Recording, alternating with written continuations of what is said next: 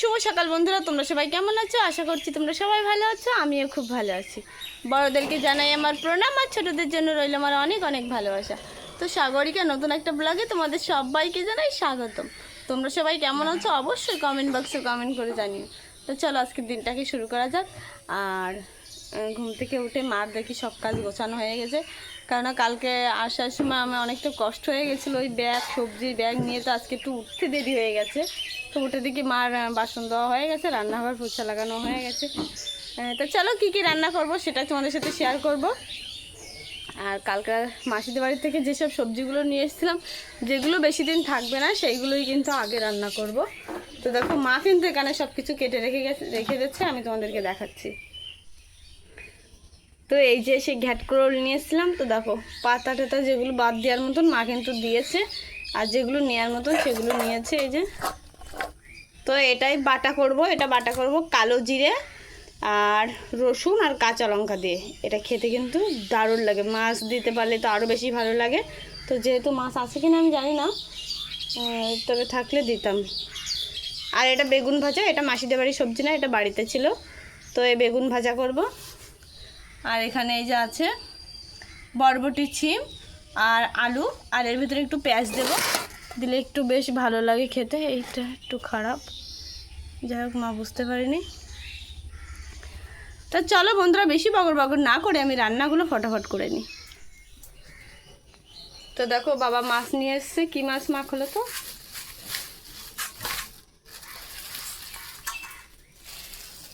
এই দেখো সিলভার না? হ্যাঁ, তো বড় একটা সিলভার নিয়ে এসছে। দেখো তাজা, একদম রক্ত লেগে আছে কেমনভাবে, অনেক বড় একটা সিলভার। এই যে তো মা এখন কলপাট থেকে ধুয়ে এনে দেবে আমাকে, আমি এটা ভাজা করেই রাখবো, কেননা দুপুরে আমাদের আবার রান্না করতে হবে।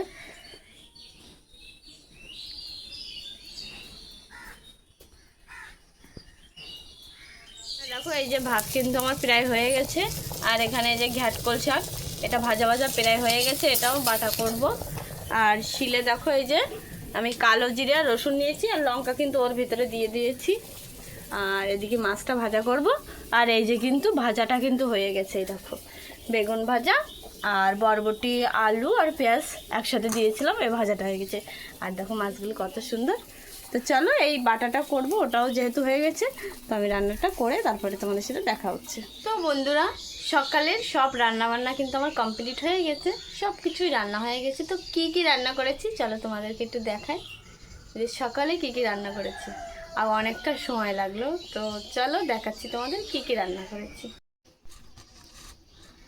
তো এই যে এখানে আছে যে বেগুন ভাজা, আর এটা আছে যে বরবটি ছিম, সেটা ভাজা। এটা আলু পেঁয়াজ দিয়ে ভাজা করেছি, এটা তো তোমরা জানোই। আর এখানে আছে এই যে দেখো যে ঘ্যাটকোলটা ভাজা করেছিলাম, সেটা বাটা করেছি। এখানে দিয়েছি কালো জিরে আর রসুন, কাঁচা লঙ্কা, মাছ কিন্তু দেইনি। আর এই যে লাল লাল পেঁয়াজ, এটা হচ্ছে এই মাছের যে ডিমটা হয়েছিল, ডিম না তেলটা হয়েছিল, তো সেটা ওই পেঁয়াজ কুচিয়ে তা ভাজা করেছি, তাই একটু লাল লাল হয়ে গেছে। এই দেখো বেশ একটু লাল লাল হয়ে গেছে, যাই হোক আমি বুঝতে পারিনি আজকে। আর এখানে দেখো এই যে সব মাছ কিন্তু আমি ভাজা করে রেখে দিয়েছি টিফিন বাটিতে। এটা দুপুরে রান্না করব, আর কিছু থাকবে, সব কিন্তু রান্না করব না। আর চলো এখন খাওয়া দাওয়ার পালা। ঈশা তো খেয়ে স্কুলে চলে গেছে, আর আমরা এখনও কেউ খাতে বসিনি, আমরা এখন খেয়ে নিই। তো এখন আসলাম আমি ঘর মুছতে। আর যেহেতু দুদিন বাড়ি ছিলাম না, তার ঘরটা তোমাদের দাদাভাই একা একা ছিল, তো ছেলে মানুষ অত গুছিয়ে রাখে না, তো আমি সব জায়গা ঝাড়ু দিয়ে দিয়েছি, এবার সব জায়গা মুছবো। আর এইখানে সবজিগুলো কিছুটা যতটা পারি ততটা ব্যাগে ভরেছি, এগুলো আবার মেলে মেলে ধুতে হবে, কেননা এগুলো ব্যাগের ভিতরে থাকলে কিন্তু ভালো থাকবে না। তো আমি মোছার জন্য একটু ব্যাগের ভিতরে ভরেছি। আর আর সব যাদের যা দেওয়ার মতন আমি কিন্তু আগেই দিয়ে দিয়েছি। তো মুছে এগুলো আবার শুকিয়ে গেলে এগুলো আবার ভালো করে ঢেলে ধুতে হবে। আর এই গামলার ভিতরে কি আছে তোমাদেরকে একটু দেখাই। এই দেখো আমি কালকে রাত্রে বাড়ি এসে মা বলছে পিঠে বানাবো, তো পিঠে বানিয়েছিল, তাই 4খান আছে, আর সবার খাওয়া হয়ে গেছে। তো এটাও ঘরে ঢাকা আছে এইভাবে।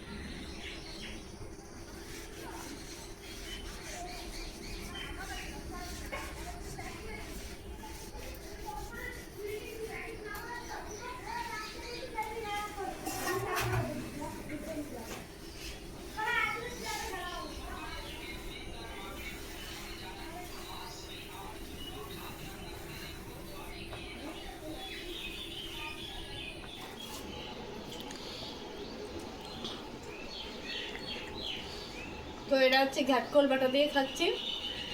তো এটা খেতে যে কী দারুণ লাগছে কী বলবো তোমাদেরকে। কালো জিরে, রসুন আর কাঁচা লঙ্কা দিয়ে বাটা করেছি, হেবি সুন্দর লাগছে।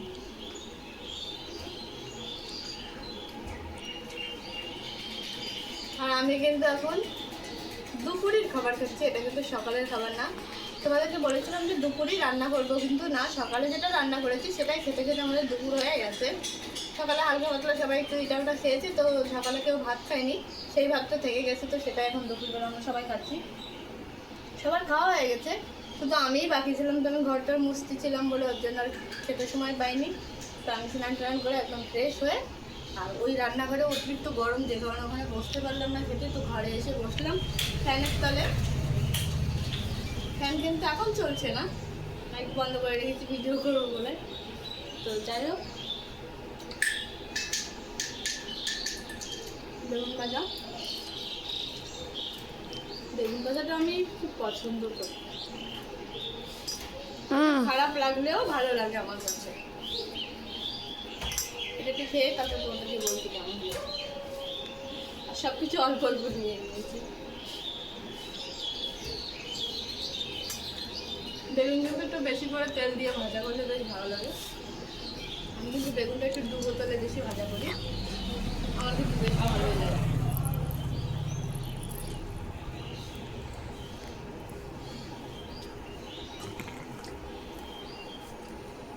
তো বন্ধুরা চলো আমি খেয়ে নিই, তারপরে কি করি কি না করি তোমরা ব্লগের ভিতরে দেখতে পাবে।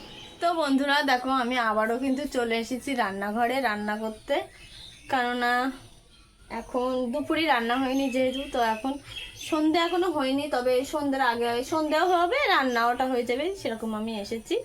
তো এখন হচ্ছে রান্না করব কি কি সেটা তোমাদের সাথে শেয়ার করব।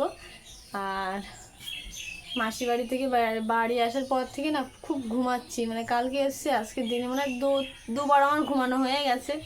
তো দুপুরে খাওয়া দাওয়ার পরে একটু ঘুমিয়েছিলাম, তো ঘুম থেকে উঠে এখন আবার চলে আসলাম রান্না করতে। আর মা কি কি সবজি কেটে রেখে গেছে তোমাদেরকে দেখাচ্ছি। তো এখানে আছে এই যে কুলেখাড়া শাক, এটা মাসিদের বাড়ি থেকে নিয়ে এসেছিলাম। আর এটা হচ্ছে কলা, বিচি কলা, আর এটা ভাতের ফ্যানের সাথে ভিজানো আছে, কারণ তাহলে কষটা উঠে যায়। যে ভাতের ফ্যানটা ছিল সেই ফ্যানের ভিতরে দেখো ভিজানো আছে, তাই কষটা উঠে যাবে, সেই কারণে। তো কলা দিয়ে আর এই মাছ দিয়ে তরকারি হবে, আর এই কুলেখাড়া শাক দিয়েও মাছ দিয়ে তরকারি হবে। আর এখানে দেখো এই যে চাল কিন্তু আমি ধুয়ে নিয়েছি, আর কড়াইতে কিন্তু আমার সব আছে দিয়া, হাঁড়িতে জল দিয়ে দিয়েছি। কড়াইটা মাছের কড়াই যেহেতু ভাজা আছে, তো এতে রান্নাটা করে নেব।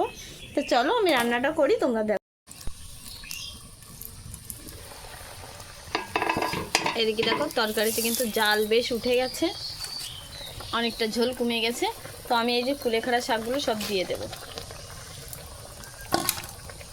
দিয়ে আবারও ঢেকে দেবো, তারপরে দিয়ে নিই।